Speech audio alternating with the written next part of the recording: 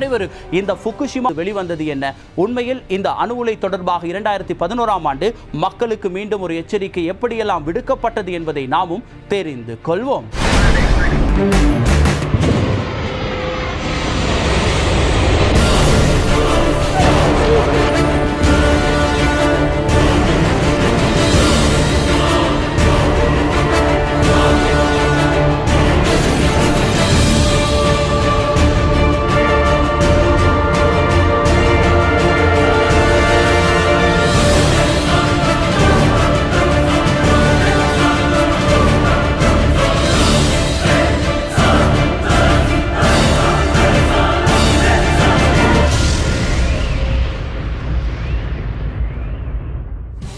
அனைத்தையும் அடித்து செல்லும் வெள்ளப்பெருக்கு, எல்லாவற்றையும் இரையாக்கும் தீ விபத்து, நடுங்கி குலுங்க வைக்கும் நிலநடுக்கம், சுழன்றி அடிக்கும் சூறை காற்று மற்றும் மேலும் பல இயற்கை அனர்த்தங்கள். மேற்குறிப்பிட்ட துர்ப்பாக்கியமான சம்பவங்கள் இடம்பெறும்போது அது இயற்கை சமநிலையை பாதிப்பது மட்டுமல்லாமல் மிகப்பெரிய எண்ணிக்கையில் உயிரிழப்புகளையும் ஏற்படுத்துகிறது.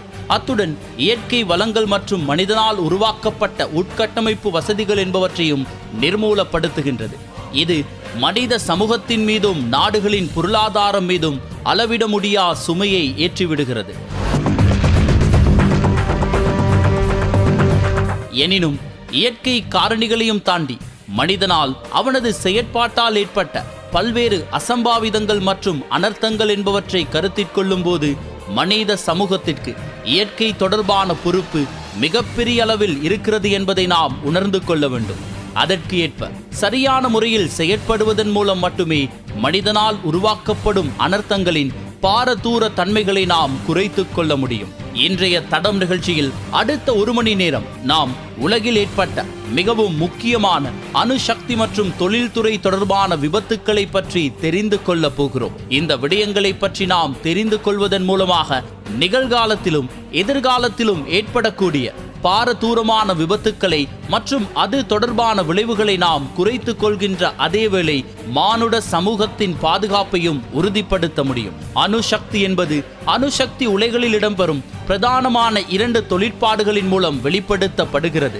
அணுசக்தி பிளவு மற்றும் அணுசக்தி இணைவு ஆகிய 2 பிரதானமான அணுசக்தி தொழிற்பாடுகள் மூலமாக சாத்தியப்படுத்தப்படுகிறது.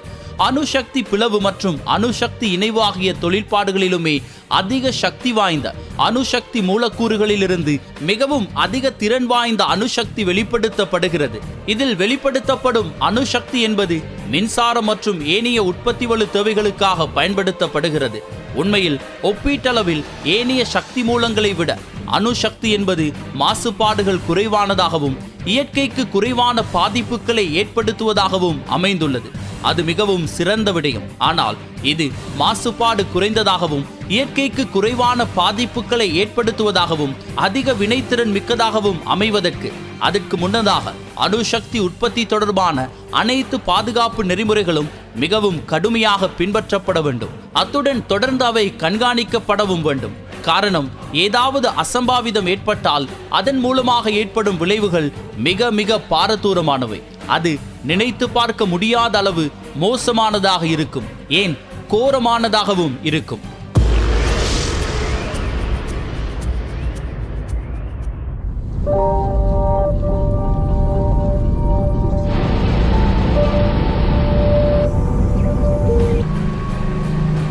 ஜப்பானின் ஃபுகுஷிமா நகரம் மார்ச் 11ஆம் தேதி 2011ஆம் ஆண்டு அன்றைய தினத்தில் கடல் பகுதியில் ஏற்பட்ட அதிசக்தி வாய்ந்த நிலநடுக்கம் மற்றும் அதனை தொடர்ந்து இடம்பெற்ற மாபெரும் அழிவை ஏற்படுத்திய சுனாமி என்பவற்றின் விளைவாக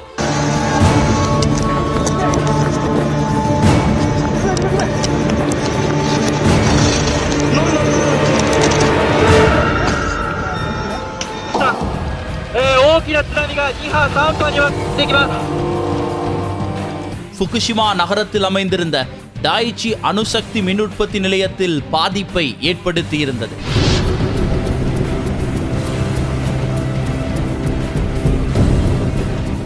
இந்த சுனாமி மற்றும் நிலநடுக்கம் என்பன நாம் வாழும் இந்த நவீன காலகட்டத்தில் உலகத்தில் இடம்பெற்ற மிகவும் மோசமான அணுசக்தி விபத்துக்கு அடித்தளமிட்டன.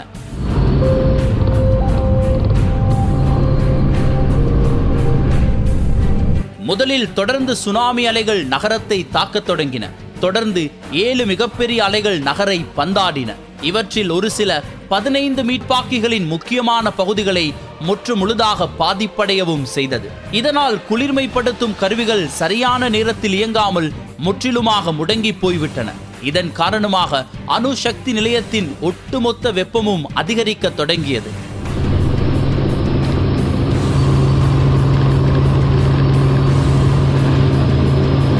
அணுசக்தியில் காணப்படும் பிரதான பின்னடைவு, விபத்து ஏதேனும் ஏற்பட்டு அந்த மின்சார உற்பத்தி நிலையம் முற்றிலுமாக நிரந்தரமாக மூடப்பட்டாலும் கூட அதனுள்ளே எஞ்சியிருக்கும் யுரேனியம் மற்றும் ஏனைய கனிமங்கள் தொடர்ச்சியாக கதிரியக்கத்தை வெளியீடு செய்து கொண்டிருக்கும்.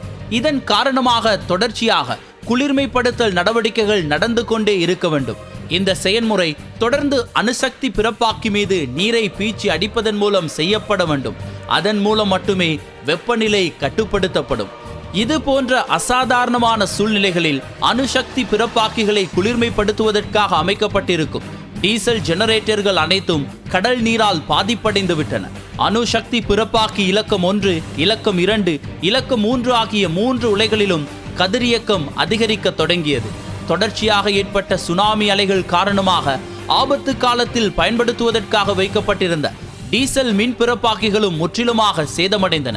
இவற்றின் பாதிப்பை நூற்றுக்கணக்கான மக்கள் உடனடியாக உணரத் தொடங்கினர்.今までのお家いつ戻れんの戻れんの戻れないのそれすら分かんない。すごい心配だったです。なんかもう私が被爆してたらやっぱ子供たちも被爆してるんだなと思って。அதிலும் குறிப்பாக அணுமின் உற்பத்தி நிலையத்திற்கு அருகே வசித்து வந்த மக்கள் இதன் காரணமாக மிகவும் மோசமாக பாதிப்படைந்தனர். அணுமின் நிலையத்தின் குளிர்மைப்படுத்தல் பொறிமுறை சுனாமி அலைகளின் காரணமாக முற்றாக நிர்மூலமாக்கப்பட்டதன் பின்னர் தொடர்ச்சியாக சங்கிலி தொடராக ஐதரசன் வெடிப்புகள் இடம்பெற தொடங்கின.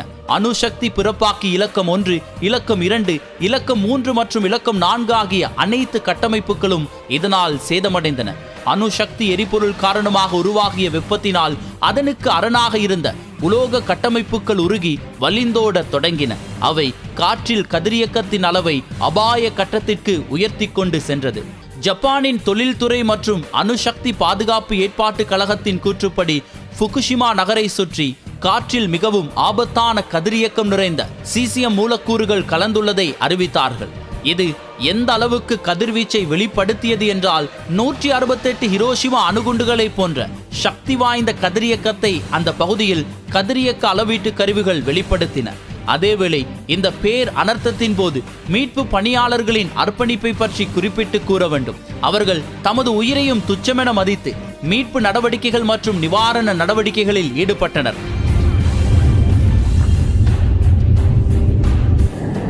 なるべく線量を下げなければいけないということだと思いますけど、ちょっとその技術的な問題もあるという話だったんで、そこのところはபின்னாட்களில் வெளிநாட்டு ஊடகங்கள் இந்த தைரியம் மிக்க மீட்பு பணியாளர்களை கௌரவப்படுத்தும் முகமாக ஃபுகுஷிமா 50 என்ற அடைமொழி கொண்டு அழைத்தது. அதன் பின்னர் 2013ஆம் ஆண்டு டோக்கியோ மின்சார சக்தி நிறுவனம் 2 வருடங்களுக்கு பின்னரும் கூட தினசரி 300 டன் எடை கொண்ட கதிரியக்கம் கலந்த நீர் ஃபுகுஷிமா அணுமின் நிலையத்திலிருந்து வெளியேறி வருகிறது என்ற செய்தியை உறுதிப்படுத்தியது.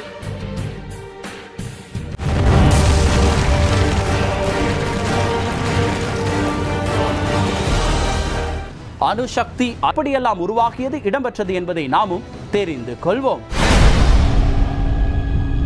அணு கருசக்தி என்பது மனிதனுடன் கடந்த 70 ஆண்டுகளாக தொடர்ந்து பயணம் செய்து வருகிறது. போர் காலகட்டங்களில் இந்த தொழில்நுட்பம் அதிக முன்னேற்றம் அடைந்தது.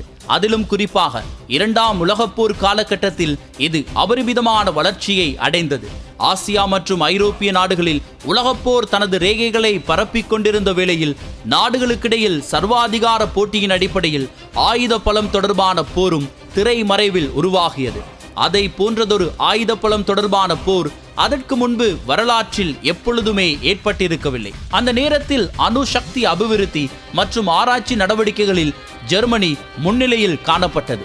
இதன்போது அமெரிக்கா 1940களின் தொடக்கம் வரை மன்ஹாட்டன் திட்டம் என்ற பெயரில் பாரியளவான அணுசக்தி திட்டத்தை முன்னெடுத்து வந்தது. மிகவும் ரகசியமாக இந்த திட்டம் முன்னெடுக்கப்பட்டு வந்தது. அரசின் பூரண ஆதரவுடன் ஆராய்ச்சி நடவடிக்கைகள் மிக வேகமாக இடம்பெற்று வந்தன. மன்ஹாட்டன் திட்டத்தின் மைய நோக்கம் அதிக சக்தி வாய்ந்த பேரழிவை ஏற்படுத்தக்கூடிய ஆபத்துமிக்க அணுகுண்டு ஒன்றை உருவாக்குவதாகும். இது தொடர்பான ஆராய்ச்சி மற்றும் அபிவிருத்தி நடவடிக்கைகள் மிகவும் ரகசியமான ஒரு ஆராய்ச்சி கூடத்தில் பல விஞ்ஞானிகளின் துணையுடன் மேற்கொள்ளப்பட்டது. இந்த ஆராய்ச்சி கூடம் நியூ மெக்சிகோ பகுதியில் அமைந்துள்ள லாஸ் அலமாஸில் வைத்து மேற்கொள்ளப்பட்டது. 5, 4, 3, 2, 1, fire.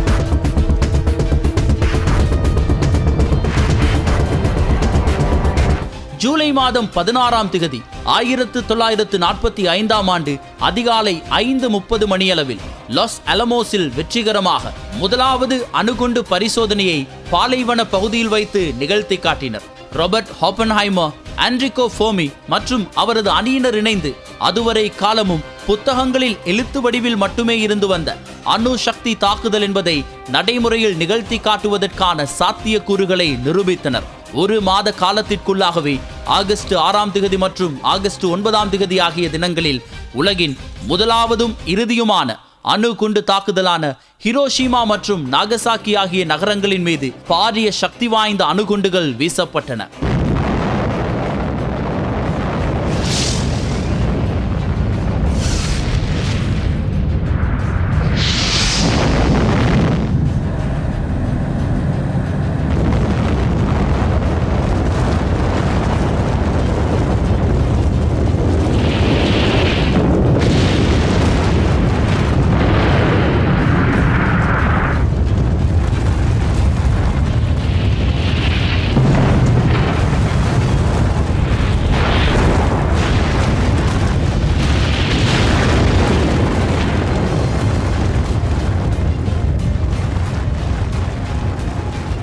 இருந்த போதிலும் அடுத்த பல தசாப்தங்களுக்கும் ஒவ்வொரு நாடும் அணுகுண்டு பரிசோதனைகளை தொடர்ச்சியாக மேற்கொண்டு வந்தனர். குறிப்பாக 1950களில் பல அணுகுண்டு பரிசோதனைகள் உலகளாவிய ரீதியில் மேற்கொள்ளப்பட்டன.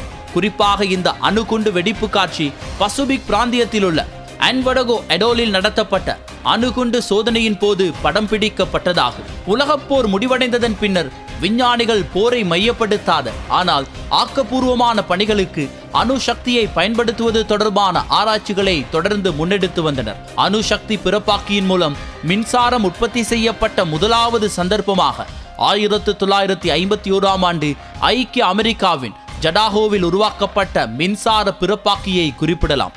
இது ஃப்ரீடர் ரியாக்டர் வகையை சேர்ந்த சிறிய ரக மின் பிறப்பாக்கியாகும். எனினும் சிறிது காலத்திலேயே விஞ்ஞான வளர்ச்சியில் இணைந்ததாக அணுசக்தி தொழில்நுட்பமும் வளர்ச்சி அடைந்தது. ஐக்கிய அமெரிக்கா, ரஷ்யா, ஜப்பான் மற்றும் ஐக்கிய ராஜ்யம் என பல நாடுகளிலும் அணுசக்தி மூலமான மின்சார உற்பத்தி என்பது மிகப்பெரிய அளவில் மேற்கொள்ளப்பட தொடங்கியது. உலக அளவில் அணுசக்தி மின்சார நிலையங்களில் ஏற்பட்ட முதலாவது தீ விபத்தாக 1979ஆம் ஆண்டு பென்சில்வேனியாவில் அமைந்திருந்த மெயில் ஹைலண்ட் மின்சார நிலையத்தில் ஏற்பட்ட தீ விபத்தை குறிப்பிடலாம். அதே போல யுக்ரைனின் செர்னோபில் நகரில் அமைந்திருந்த அணு மின்சார உலை விபத்தும் மிகப்பெரிய ஒரு பாதிப்பை ஏற்படுத்தியது. இவற்றின் காரணமாக அணுசக்தி தொழில்நுட்பத்தின் எதிர்காலம் எப்படி இருக்கப் போகிறது என்பதை யாராலும் சரிவர அனுமானிக்க முடியவில்லை. செர்னோபில் என்ற ஒரு பெயர் ஒரு நகரத்தின் பெயர் என்பதையும் தாண்டி அழிவுக்கான அடையாளமாக மாறிப்போனது.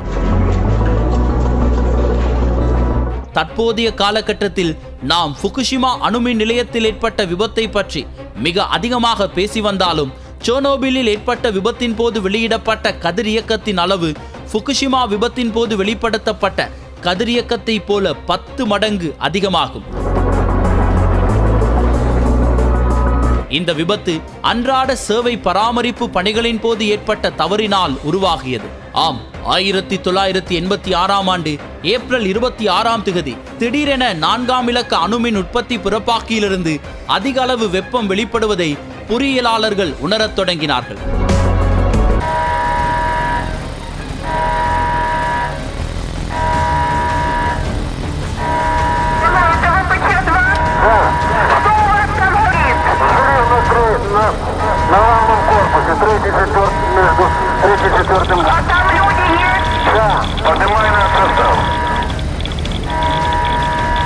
விபத்தின் போது ஏற்பட்ட தீப்பிழம்பு மற்றும் வெடிப்பு சம்பவங்களின் போது அதிக அளவு கதிரியக்கம் கலந்த உலோக மற்றும் நச்சுக்கூறுகள் அந்த சூழலில் முழுவதுமாக காற்றில் கலந்திருந்தது. ஃபுகுஷிமா அணுமின் நிலையத்தில் இடம்பெற்றதை போன்ற துரிதமான மற்றும் துணிச்சல் மிக்க மீட்பு நடவடிக்கைகள் சோவியத் தீயணைப்பு வீரர்களால் மேற்கொள்ளப்பட்டிருந்தது.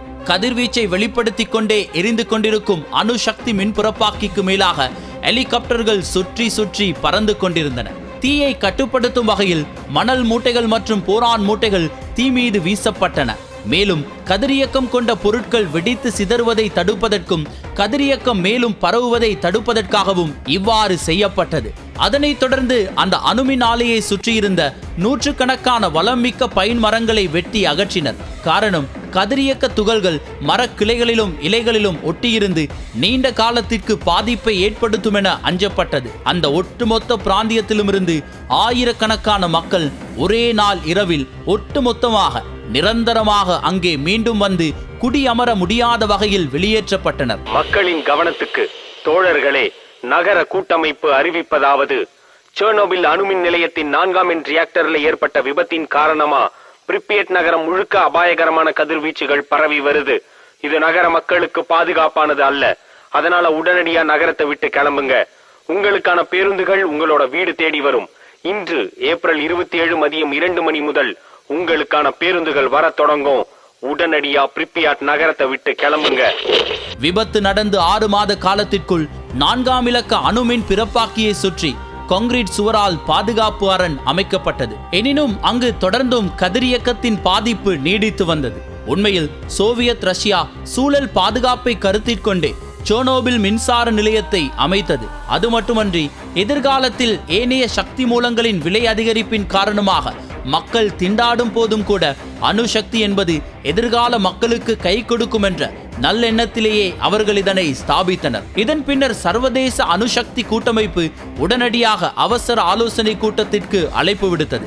அந்த கூட்டத்தில் சோவியத் ரஷ்யா செர்னோபில் விபத்து தொடர்பான தனது முதல் கட்ட அறிக்கையை தாக்கல் செய்தது. அவர்களின் கருத்துப்படி செர்னோபில் அணுமின் நிலைய விபத்து என்பது அடுத்த 70 ஆண்டுகளில் மொத்தமாக 25,000 உயிர்களை காவு கொள்ள போகிறது என்று ஆருடம் கூறியிருந்தனர். செர்னோபில் அணு உலை விபத்து தொடர்பாக பல்வேறு புத்தகங்களும் வெளியிடப்பட்டிருக்கின்றன. இந்த புத்தகங்களில் உண்மையான விபத்தை சந்தித்த நபர்களின் கருத்துக்களும் பேட்டிகளும் உள்ளடக்கப்பட்டிருக்கின்றன. எனினும் இந்த ஆராய்ச்சிகளின் அனுமானத்தை பொய்யாக்கும் வகையில் 25,000 உயிர்களை தாண்டி 9,85,000 பேர் தற்போது வரை செர்னோபில் அணுமின் நிலைய விபத்தின் காரணமாக உயிரிழந்தனர் என்று கூறப்படுகிறது. விபத்திற்கு பின்னரான பாதுகாப்பு நடவடிக்கைகளின் ஒரு பகுதியாக விபத்து இடம்பெற்ற இடத்திலிருந்து 30 கிலோமீட்டர் சுற்றளவுக்கு ஒட்டுமொத்த பிரதேசங்களையும் கைவிடப்பட்ட பாதுகாப்பற்ற பிரதேசமாக அறிவிப்பு செய்தனர். ஆயிரக்கணக்கான மக்கள் தங்கள் வாழிடங்களிலிருந்து வெளியேற்றப்பட்டனர்.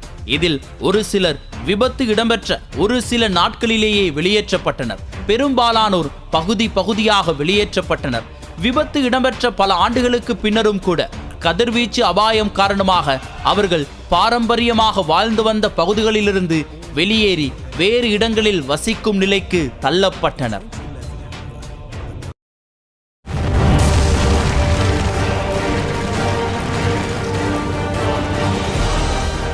ஒருமுறை ஒரு விபத்து இடம்பெற்றுவிட்டால் அந்த விபத்திலிருந்து சரியான பாடத்தை நாம் கற்காவிட்டால் அதனூடாக, அதாவது அடுத்ததாக ஏற்பட போகிற விபத்து என்பது பாரதூரமான பல்வேறுபட்ட விளைவுகளை மாற்றி அமைத்திருந்தது என்று தான் கூற வேண்டும். நாங்கள் இந்த காலநிலை பருவநிலை மாற்றங்கள் தொடர்பாக பேசும் பொழுது இதனுடைய விதைகள் விதைக்கப்பட்டது இந்த 2010ஆம் ஆண்டு இது போன்ற எண்ணெய் கசிவுகளினூடாகத்தான். குறிப்பாக 2500 கிலோமீட்டர் கடற்பரப்பில் இந்த எண்ணெய் கசிவு, அதாவது இந்த கச்சா எண்ணெயானது படர்ந்து காணப்பட்ட பொழுது கடல்வாழ் உயிரினங்கள் அனைத்துமே மரணத்தை தழுவியிருந்தன. குறிப்பாக ஒரு புழு பூச்சி கூட உருவாக முடியாத அளவுக்கு அந்த கடலினுடைய தன்மை என்பது மிக கொடூரமான பல்வேறுபட்ட விளைவுகளை ஏற்படுத்தியிருந்தது. இதனூடாக கடல் ஆமைகள் 65,000 பலியாகி இருந்தன. நாரைகள் லட்சக்கணக்கில் பலியாகி இருந்தன.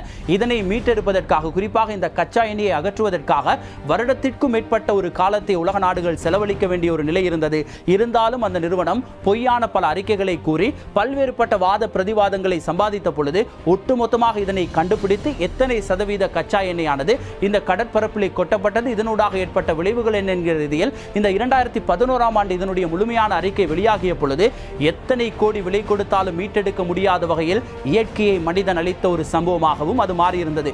எப்படி இவையெல்லாம் இடம்பெற்றன, குறிப்பாக இந்த BP எண்ணெய் கசிவு இது எப்படியெல்லாம் இடம்பெற்றது, அதனூடாக ஏற்பட்ட விளைவுகள் என்ன, பாதிப்புகளிலிருந்து மீள முடியாமல் அவர்கள் அடுத்த கட்டமாக செய்த ஒவ்வொரு விடயங்கள் என்ன என்பதை நாமும் தெரிந்து கொள்வோம்.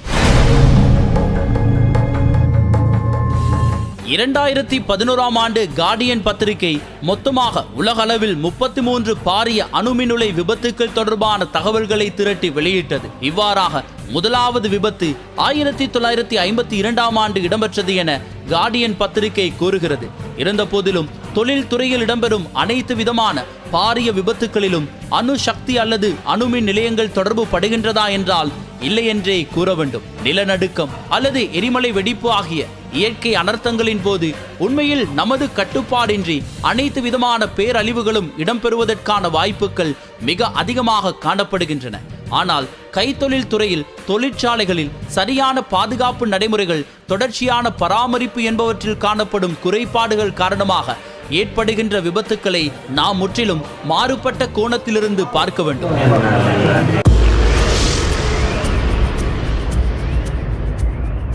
ஆழ்கடல் எண்ணெய் கசிவு அல்லது BP நிறுவன எண்ணெய் கசிவு என்று அழைக்கப்பட்ட பேரிடர் 2010ஆம் ஆண்டு ஏப்ரல் மாதம் 20ஆம் தேதி மெக்சிகோ வளைகுடா பகுதியில் ஆரம்பமாகியது. மெக்கண்டோ ப்ராஸ்பெக்ட் என்ற நிறுவனம் BP எண்ணெய் நிறுவனத்திற்கு சொந்தமான எண்ணெய் அகழ்வு பணிகளில் ஈடுபடும் ஒரு கிளை நிறுவனமாகும். இது அமெரிக்காவின் லூசியானா கடற்கரை பகுதியிலிருந்து 66 கிலோமீட்டர்கள் தொலைவில் கடல் நடுவே அமைந்துள்ளது. ஏப்ரல் 20ஆம் தேதி மாலை நேரம் கான்கிரீட் பாதுகாப்பு கட்டமைப்பை உடைத்துக் கொண்டு இயற்கை எரிவாயு மிக வேகமாக வெளியேறத் தொடங்கியது. அவசரமாக அந்த எண்ணெய் கிணறு மற்றும் இயற்கை எரிவாயு வெளியேறும் பகுதிகளை மூடுவதற்கான முயற்சிகள் மேற்கொள்ளப்பட்ட போதும் இயற்கை அதனையும் விட வேகமாக செயற்பட தொடங்கியது. இவ்வாறு வெளியேறிய இயற்கை எரிவாயு தீப்பற்றி எரிந்து 11 தொழிலாளர்களின் உயிரை பறித்து கொண்டது.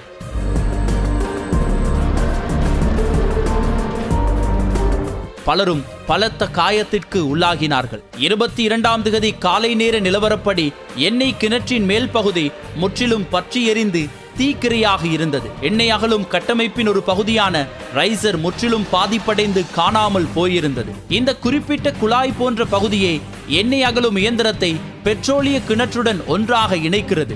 இதன் காரணமாக எண்ணெய் கிணறு உடைந்து மெக்சிகோ வளைகுடா கடல் பரப்பு முழுவதற்கும் கச்சா எண்ணெய் படிமத்தை வெளியேற்ற தொடங்கியது. அது மிகவும் ஆபத்தான அளவில், அதாவது டன் கணக்கில் மசகெண்ணெய் வெளியேற்றப்பட்டு கொண்டிருந்தது. வரலாற்றில் இந்த சம்பவம் இதுவரையில் கடலில் இடம்பெற்ற மிகப்பெரிய மற்றும் மிகவும் மோசமான எண்ணெய் கசிவாக பார்க்கப்படுகிறது. BP நிறுவனத்தின் நிர்வாக குழுவினர் ஆரம்பத்தில் ஒரு நாளைக்கு 1000 பீப்பாய் மசகு எண்ணெய் இயற்கை சூழலில் கலந்து வருவதாகவும் அந்த அளவுக்கு மட்டுமே இயற்கை சூழலுக்கு பாதிப்பு ஏற்பட்டு வருவதாகவும் தனது அறிக்கையில் குறிப்பிட்டிருந்தது. இந்நிலையில்தான் ஐக்கிய அமெரிக்காவின் சுற்றுச்சூழல் பாதுகாப்பு அதிகாரிகளின் அனுமானத்தின் மற்றும் ஆராய்ச்சிகளின்படி ஒரு நாளைக்கு 60,000 பீப்பாய் மசகு எண்ணெய் கடலில் கலந்து வருவதாகவும் இது இயற்கை சூழலுக்கும் கடல்வாழ் உயிரினங்களுக்கும் மோசமான பாதிப்பை பல ஆண்டுகளுக்கு ஏற்படுத்த போகிறது என்றும் கருத்து தெரிவிக்கப்பட்டது. பல்வேறு தரப்பினராலும் தொடர்ந்து தரப்பட்டு வந்த நியாயமான அழுத்தங்கள் காரணமாக, அதாவது ஐக்கிய அமெரிக்க அரசாங்கம், உள்நாட்டு மக்கள் மற்றும் சுற்றுச்சூழல் ஆர்வலர்கள் ஆகியோர் தொடர்ந்து வழங்கி வந்த அழுத்தத்தின் காரணமாக BP எண்ணெய் நிறுவனம் எண்ணெய் கசிவை கட்டுப்பாட்டிற்கு கொண்டு வரும் வகையில் பல்வேறு விதமான நடவடிக்கைகளையும் மேற்கொண்டது. முதலாவதாக இன்ஃபாலா ஃபால்ஸ் ஃப்ளோட் முறை பிரயோகிக்கப்பட்ட போதும் அது வெற்றியளிக்கவில்லை. அதற்கு அடுத்ததாக கண்டெய்ன்மெண்ட் டோம் எண்ணெய் கசிவுக்கு மேலாக பொருத்தப்பட்ட போதும் அதுவும் எதிர்பார்த்த வெற்றியை தரவில்லை. டாப்கீல் என்ற முறையும் முயற்சி செய்து பார்க்கப்பட்டது. அதாவது சேற்று மண்ணை உறிஞ்சி எடுத்து மசகு எண்ணெய் வெளியேறும் கிணற்றில் துளையிட்டு சேற்றை அதற்குள் செலுத்தி கசிவை நிறுத்துவதற்கு முயற்சிகள் மேற்கொள்ளப்பட்டது. ஆனால் இதுவும் எண்ணெய் கசிவை நிறுத்தும் முயற்சியில் வெற்றியை தரவில்லை. இறுதியாக பாட்டம் கீல் என்ற செய்முறை பரீட்சித்து பார்க்கப்பட்டது. இந்த முறையில் கான்கிரீட் கலவை எண்ணெய் கசியும் கிணற்றுக்கு அருகாமையில் அமைக்கப்படும் 2 பாரிய துளைகளினூடாக செலுத்தப்பட்டு கசிவை நிறுத்துவதற்கான முயற்சிகள் மேற்கொள்ளப்பட்டன. எண்ணெய் கசிவு ஆரம்பித்து 5 மாத காலப்பகுதியில் ஒட்டுமொத்தமாக 4.9 மில்லியன் பீப்பாய் மசகு எண்ணெய் மெக்சிகோ வளைகுடா முழுவதும் பரவி சுற்றுச்சூழலுக்கு மிக பெரும் பாதிப்பை உண்டாக்கியிருந்தது. அதிலும் வெறும் 80,000 பீப்பாய் மசகு எண்ணெய் படிமத்தை மட்டுமே கடல் மேற்பரப்பிலிருந்து மனிதர்களாலும் இயந்திரங்களினாலும் அகற்ற முடிந்தது. இந்த எண்ணெய் கசிவு இயற்கையின் மீது ஏற்படுத்திய பாதிப்பின் அளவை வெறும் பாரிய இயற்கை அனர்த்தம் என்று மட்டும் சொல்லிக்கொண்டு சென்றுவிட முடியாது. வார்த்தைகளை தாண்டிய பெரும் பாதிப்பு அங்கு ஏற்பட்டிருந்தது. லட்சக்கணக்கான மீன்கள், அதைவிட அதிக எண்ணிக்கையில் பறவைகள், பாலூட்டி இனங்கள், கடல் ஆமைகள் என்பன ஒட்டு மொத்தமாக எண்ணெய் படிமத்திற்கு இரையாகின. இதயத்தை சுக்கு நூறாக உடைக்கும்படியான பல்வேறு புகைப்படங்கள் இணையதளமெங்கும் வெளியாகின. அதைவிட கொடுமையாக எண்ணெய் படிமங்களில் சிக்கிக்கொண்டு வாழவும் முடியாமல் சாகவும் முடியாமல் துடித்துக் கொண்டிருந்த கடல்வாழ் உயிரினங்கள் மனிதன் இயற்கையின் மீது புரிந்த வன்முறையின் சாட்சிகளாய் இறுதி வரை தமது உயிருக்காக போராடிக் கொண்டிருந்தன. 2014ஆம் ஆண்டு நியூ ஆலியன்ஸ் மாவட்ட நீதிபதி பிபி நிறுவனத்தின் அலட்சியமான போக்கு இந்த ஒட்டுமொத்த பேரிடருக்கும் பிரதானமான காரணமாக அமைந்திருப்பதாகவும் அவர்களது இயற்கை சூழல் பாதுகாப்பு நடைமுறைகள் மிகவும் மோசமான நிலையில் இருப்பதையும் சுட்டி காட்டினார்கள். I've been CEO. I've focused on improving dramatically our safety and environmental performance. Prior to this accident, that had indeed been the case, and that is why, amongst all the other reasons, I am so devastated by this accident.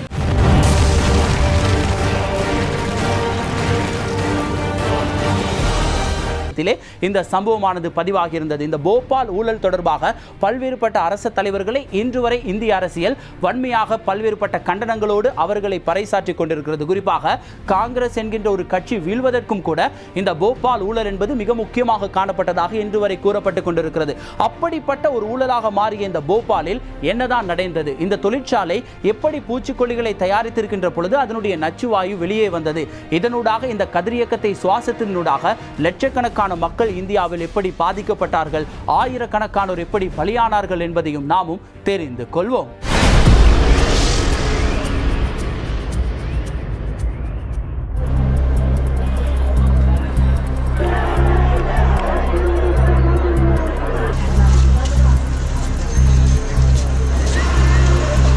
கைத்தொழில் துறையில் மனிதனின் செயற்பாடுகள் காரணமாக ஏற்படும் அனர்த்தங்களின் போது பல வேளைகளிலும் உயிரிழப்புகள் ஏற்படலாம். இத்தகைய உயிரிழப்புக்கு எத்தனை கோடி ரூபாய் நஷ்ட ஈடாக வழங்கினாலும் இழக்கப்பட்ட உயிர்கள் மீண்டும் திரும்பி வர போவதில்லை. அதேபோல் அத்தகைய விபத்துக்களினால் இயற்கை சூழலுக்கு ஏற்பட்ட பாதிப்புகள் பணத்தால் மீள கட்டமைக்கப்பட முடியாதவை. இந்திய தொலைக்காட்சி நாடகங்கள் பார்ப்பதற்கு வண்ணமயமான பல வண்ண ஆடைகளுடன் ஆண்களும் பெண்களும் வலம் வருவதாக தெரிந்தாலும் அத்தகையதொரு சூழலில் நம்மை நாம் பொருத்தி பார்க்க முடியாது. அதே போலதான் ஏற்றுமதி வருமானத்தை அள்ளி தந்தாலும் பங்களாதேஷ் ஆடை தொழிற்சாலை என்பது மெய்நிகர் உலகின் நரகத்தை போன்றது. 2013ஆம் ஆண்டு ஏப்ரல் மாதம் பல்லாயிரக்கணக்கான பங்களாதேஷ் ஆலை தொழிலாளர்களுக்கு ஏதோ ஒன்று அவர்களை சுற்றி விபரீதமாக நடக்கப் போகிறது என்பதை உணர்ந்திருக்க முடியவில்லை. பங்களாதேஷில் அமைந்திருக்கும் பரபரப்பான தொழிற்சாலை தொகுதியான ராணா பிளாசா தலைநகர் டாக்காவின் எல்லையோர பகுதியில் கைத்தொழில் வலயங்கள் நிறைந்திருக்கும் பகுதியில் அமைந்துள்ளது. இங்கு பல நூற்றுக்கணக்கான தொழிலாளர்கள் மேற்கத்திய நாடுகளுக்கு தைத்த ஆடைகள் ஏற்றுமதி செய்யும் ஆடை நிறுவனங்களில் வேலை பார்த்து வருகின்றனர். இவர்களில் பலருக்கும் மொத்த மாத வருமானம் வெறும் $40 மட்டுமே.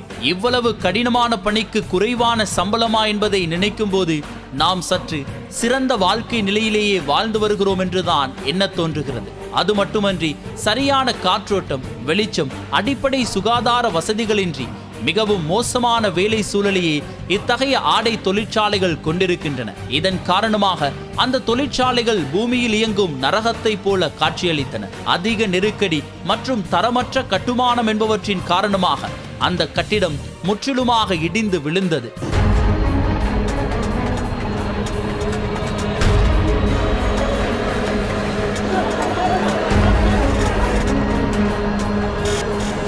বাঁচান ভাই, অনুরোধ লাগে ভাই, আমি বাঁচতে চাই ভাই, আমি বাঁচতে চাই।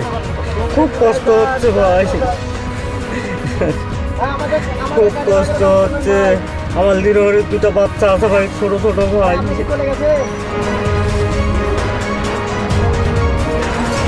மிகவும் குறைந்த எண்ணிக்கையிலான தொழிலாளர்கள் மட்டுமே கட்டிட இடிபாடுகளிலிருந்து உயிருடன் மீட்கப்பட்டார்கள். அங்கே காணப்பட்ட காட்சிகள் ஏதோ பூகம்பம் வந்து கட்டிடங்கள் இடிந்து விழுவதைப் போல மிகவும் கோரமாக காணப்பட்டன.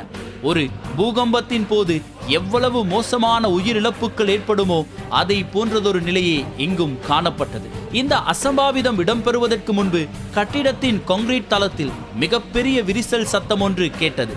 இதன் போது தொழிலாளர்கள் பலருக்கும் அவர்களது காலுக்கு கீழே இருந்த கான்கிரீட் தளம் சுக்கு நூறாக உடைந்து கீழே விழுந்து அவர்களையும் கட்டிட இடிபாடுகளில் சிக்க வைத்தது. அதன் பின்னர் கான்கிரீட் தூண்களும் கான்கிரீட் குறுக்கு பீம்களும் உடைந்து விழுந்தன. அவை அனைத்தும் கீழே விழுந்து கிடந்த தொழிலாளர்கள் மீது வானிலிருந்து விழுந்த இடி போல விழுந்து இறுதி தீர்ப்பை எழுதின.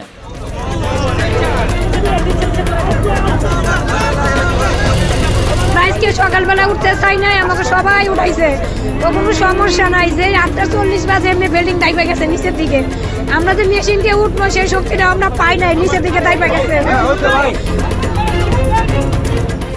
ஆனால் இந்த தொழிலாளர்கள் கட்டிடத்தின் சுவர்களிலும் தரையிலும் காணப்படும் விரிசல்கள் பற்றி ஏற்கனவே அந்த நிறுவன முகாமையாளர்களுக்கு தகவல் தெரிவித்திருந்தனர். ஒரு சில அரசு அதிகாரிகள் மற்றும் வங்கித்துறை என்பன அந்த தொழிலாளர்களையும் நிறுவனத்தையும் அந்த இடத்திலிருந்து அப்புறப்படுத்த அதற்கான முயற்சிகளை மேற்கொண்டிருந்தனர். எனினும் நிறுவனத்தின் முகாமைத்துவம் தொழிலாளர்களுக்கு பாதுகாப்பான வேலை சூழல் அமைக்கப்பட வேண்டும் என்பதை பற்றி கவனத்தில் கொள்ளவில்லை. இதனால் வேலை சூழல் தொடர்பில் கேள்வி கேட்ட ஊழியர்கள் அனைவருக்கும் முகாமைத்துவம் அளித்த பதில் ஒன்றுதான்: போராட்டங்களை நிறுத்திவிட்டு தொடர்ந்து வேலையை செய்யுங்கள், இல்லாவிட்டால் நீங்கள் வேலையிலிருந்து நீக்கப்படுவீர்கள் என்று கூறியுள்ளனர். உயிரிழந்தவர்களை தேடி மேற்கொள்ளப்பட்ட மீட்பு பணிகள் 1 மாத காலத்திற்கு மேலாக நீடித்தது. இந்த கோரமான விபத்தில் 1129 பேர் உயிரிழந்தனர். சுமார் 2500 பேர் கட்டிட இடிபாடுகளில் சிக்கி கடும் பிரயத்தனத்திற்கு மத்தியில் மீட்டெடுக்கப்பட்டனர். துரதிர்ஷ்டவசமாக இந்த விபத்து வரலாற்று பக்கங்களிலும் இடம்பெற்றுள்ளது. அதாவது ஆடை உற்பத்தி துறையில் இதுவரை ஏற்பட்ட மிகவும் மோசமான விபத்தாக இது கருதப்படுகிறது. இவ்வளவு தூரம் இந்த விபத்து இடம்பெறாமல் தடுக்கக்கூடிய வாய்ப்பு அந்த நிறுவனத்திற்கு காணப்பட்டது. இந்த கோர விபத்து இடம்பெறுவதற்கு ஒரு சில மாதங்களுக்கு முன்பு வேறொரு இடத்தில் இடம்பெற்ற தீ விபத்தில் 100க்கும் மேற்பட்டோர் உயிரிழந்தனர். இதனை படிப்பினையாக கொண்டாவது இவர்கள் தமது ஆடை உற்பத்தி நிலையத்தில் தேவையான பாதுகாப்பு நடைமுறைகளை அமுல்படுத்தி இருக்க முடியும். இருந்த போதிலும் இந்த மக்கள் இன்றும் மேற்கத்திய உலகிற்கு தேவையான ஆடைகள் மற்றும் அணிகலன்களை தமது வெற்று கைகளால் செய்து அனுப்பி வருகின்றனர்.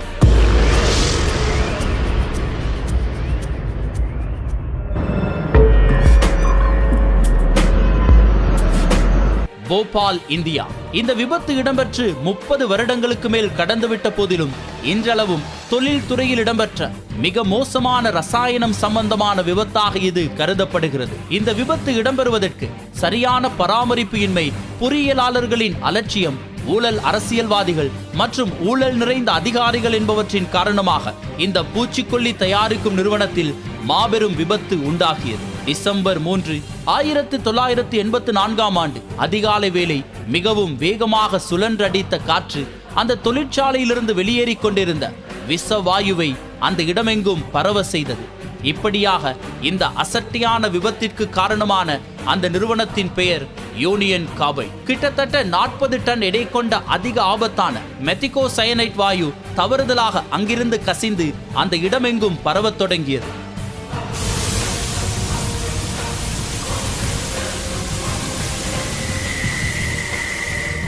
அந்த இடத்தையும் தாண்டி நகரமெங்கும் விஷவாயு பரவத் தொடங்கியது. அந்த விஷக்காற்று தொட்ட இடம் அனைத்தும் முற்றிலும் செயலற்று உயிரிழந்து போயின. மனிதனோ மிருகமோ தாவரமோ அனைத்தும் மூச்சற்று உறைந்து போய் செயலற்றதாக மாறிவிட்டன. இன்று வரை இந்த விபத்து எவ்வாறு இடம்பெற்றது என்பதற்கு தெளிவான ஒரு பதில் இல்லை. யாரால், எந்த இடத்தில், எப்படி இந்த விபத்து ஏற்பட்டிருக்க கூடும் என்பது தொடர்பில் பல்வேறு மாறுபட்ட கருத்துக்கள் இன்று வரை தொடர்ந்து கொண்டுதான் இருக்கின்றன. உள்ளூர் சமூக ஆர்வலர்கள் மற்றும் அரசு அதிகாரிகளின் கருத்துப்படி பழமையான தொழிற்சாலை பராமரிப்பு பணிகளின் போது ஏற்பட்ட பிழை காரணமாக குளிர்விப்பான் நீர்க்குழாயிலிருந்து நீர் பின்பக்கமாக செல்லத் தொடங்கியது. அந்த நீரை மெத்திகோசயனைட் அல்லது MIC சேமித்து வைக்கப்பட்டிருக்கும் தாங்கிக்குள் புகுந்துவிட்டது என்று கூறப்படுகிறது.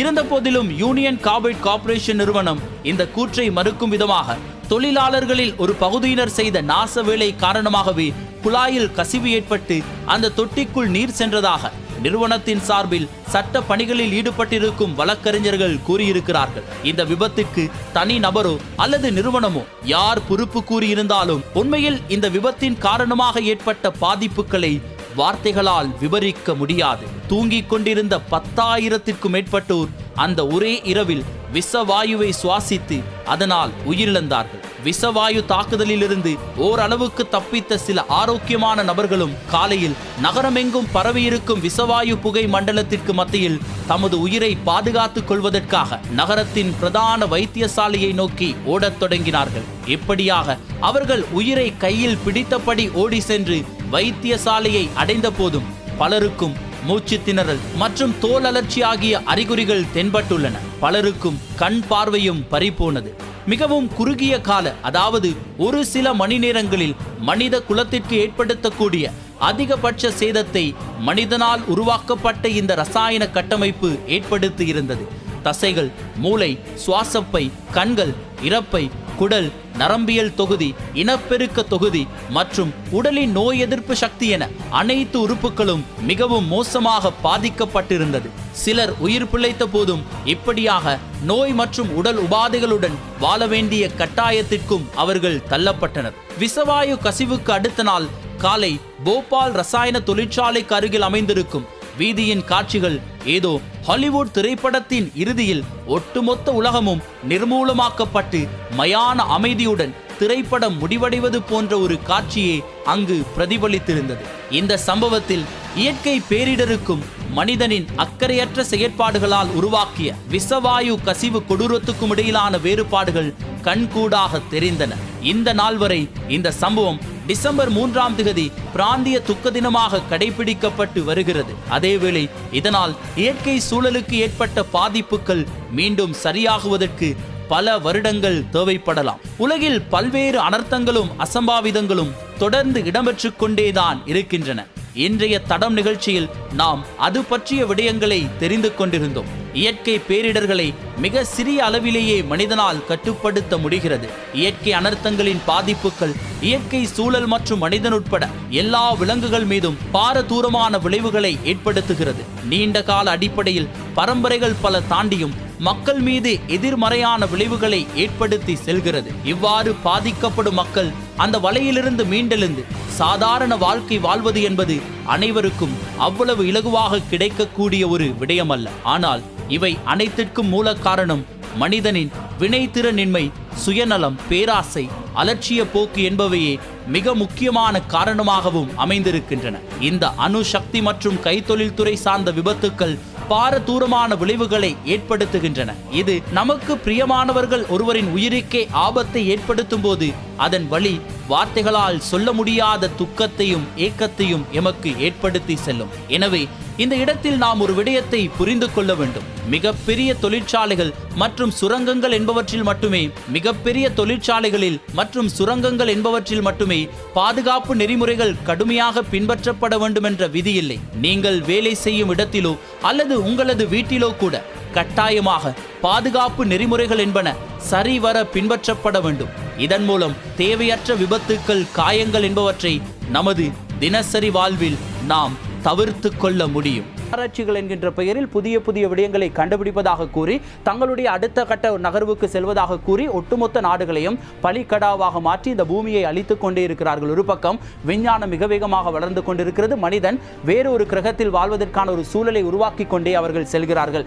இந்த பூமி இன்னும் எத்தனை ஆண்டுகளுக்கு தாக்கு பிடிக்கும் என்பதை அவர்களால் நிச்சயமாக நிதர்சனமாக கூற முடியாத அளவுக்கு விளைவுகள் என்பது மோசமாகவே அடைந்து கொண்டிருக்கிறது. இவைகளையெல்லாம் தாண்டி இப்பொழுது உருவாக்கப்பட்டிருக்கின்ற நோய்கள் தொடர்பாகவும் நாம் எச்சரிக்கையாக இருக்க வேண்டும். கொரோனா கூட மனித பிழையினால் உருவாகிய ஒரு நோய் என்றுதான் இதுவரை கூறப்பட்டு கொண்டிருக்கிறது. இன்னும் எத்தனை நோய்களை மனிதன் உருவாக்கி அதற்கு மருந்தெடுத்து அதனை நாங்கள் குணப்படுத்துவதாக கூறி நோய்களை உருவாக்கி அதனுடைய வியாபாரத்தை அதிகரித்துக் கொண்டே போகிறோம். அதே நேரத்தில் ஒவ்வொரு மனிதனுடைய ஆயுட்காலத்தையும் நாம் எப்படியெல்லாம் குறைத்துக் கொண்டே போகிறோம் என்பதை நீங்கள் தான் புரிந்து கொள்ள வேண்டும். வாழ்க்கை என்பது அழகானது. அந்த அழகான வாழ்க்கையை வாழ்வதற்கு நாம் அனைவரும் திறமையானவர்களாக மட்டும் இருந்தால் போதாது, புத்தி சாதுரியத்தோடு நடந்து கொள்ள வேண்டும். சரியானவற்றை கடைபிடித்து நேர்மையாகவும் எமது சூழலை பாதுகாக்கும் வண்ணமும் எமது செயற்பாடானது அமைய வேண்டும் என்பதற்காகத்தான் இவ்வாறான ஒரு சில விபத்துக்களை எடுத்து அதனூடாக உங்களுக்கு ஏதேனும் முடிந்த வகையில் ஒரு பாடத்தை கற்றுக் கொடுக்கலாம். அதே நேரத்தில் நாங்களும் சில விடயங்களை கற்றுக்கொள்ளலாம் என்று முற்பட்டோம். இதுதான் இந்த வாரம் ஏற்பட்ட மனித பிழைகளாக நாங்கள் அடையாளப்படுத்தியிருந்தது. இன்னும் பல்வேறுபட்ட விடயங்கள் இருக்கின்றன.